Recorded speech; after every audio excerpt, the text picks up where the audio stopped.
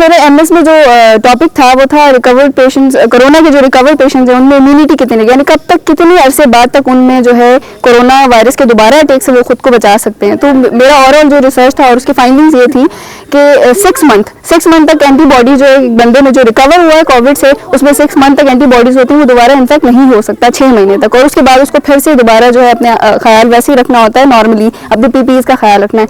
इसके अलावा मेरी फाइंडिंग्स एक ये भी थी कि मेल जो पोर्शन है, मेल जो जेंडर है वो ज़्यादा इफेक्टेड रहा है फीमेल की नस्बत।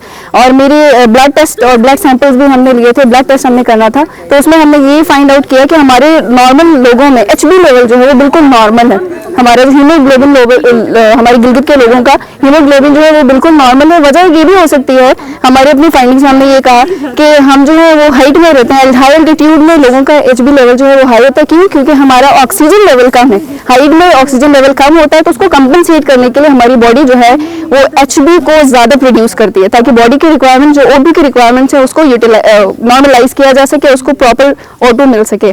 तो और हमारी ये फाइंडिंग्स रही हैं कि कोविड के हिसाब से जो हमारी एंटीबॉडीज रहती हैं वो 6 मंथ तक रहती हैं, और हमारे लोग जो है ज़्यादा क्योर हुए हैं और ज़्यादा रिकवरी हुई है और रैपिड रिकवरी हुई है। हमारी इनमेट बिहेवियर की वजह से या हमारे जेनेटिक्स की वजह से, हमारा ऑर्गेनिक फूड, हमारे लोग जो है वो प्योर खाना खाते हैं, प्योर चीज़ें मिलती हैं यहाँ के। बहुत हद तक अब है कि इतना ऑर्गेनिक नहीं, लेकिन जितना है बहुत ज़्यादा होने की वजह से एक हमारा ये है पोर्शन की हमारी रिकवरी इस वजह से ज़्यादा हुई है। अच्छा, गिलगित बाल्टिस्तान के अंदर आप क्या समझते हैं, कोरोना आया है नहीं आया?